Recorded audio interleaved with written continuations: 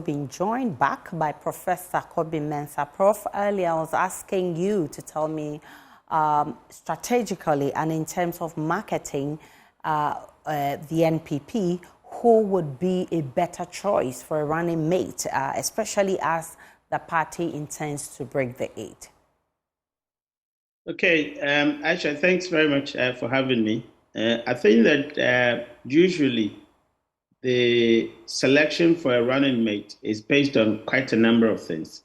But the most important is that one, that particular candidate would complement the characteristics of the top of the ticket and make sure that they have a very good relationship. They have a relationship that is very cordial, that is very respectful, and that is non-competitive. And so, if you look at the number of, the people that usually the candidates select, they sort of have differences in characteristics, in temperament, for example. Obviously, sometimes in age, you would realize that one is quite younger than the other.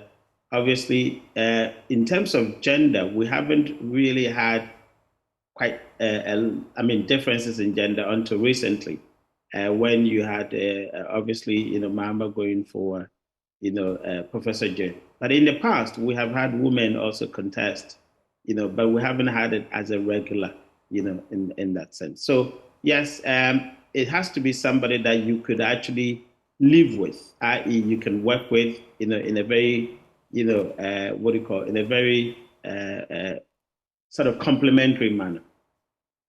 If you look at the names that have popped up, mostly the names have been from the Ashanti region. But it does also look like with this new development of Natoshi coming in, and we've also had Esla Owusu in the previous days. I mean, should the NPP at all costs pick its running mate from the Ashanti region?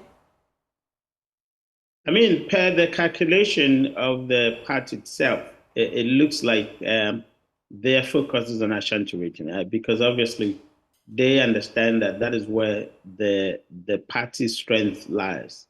And so if the party's strength didn't actually get the top ticket, i.e. the the presidential candidate, then certainly they must actually go for the running mate. And I think it is a very logical choice to make.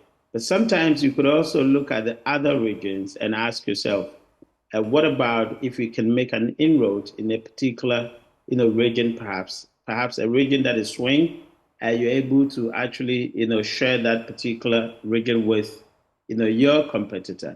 And then, of course, looking at your stronghold, putting in a good word, putting in people who can actually convince the voters, and perhaps you can swing onto your side. So it all depends on the calculation that the party would make. But I think that two choices are very, very possible. Either going for your stronghold, or looking at a certain strong region that you could actually share. That is very important in the elections.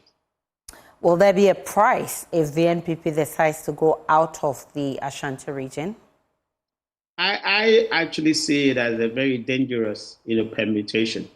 The reason being that we can understand, we all are aware of what has happened during the party's, primaries with regards to selecting the flag bearer. Quite a number of, people were not happy. People even had left the party. And so I think that if they have to sidestep the region again, in terms of the running mate, that could spell a lot of doom for the party. I am not going to say that it would affect extensively their chances, but I think it would cause quite a lot of upheaval in the party in terms of the support basis.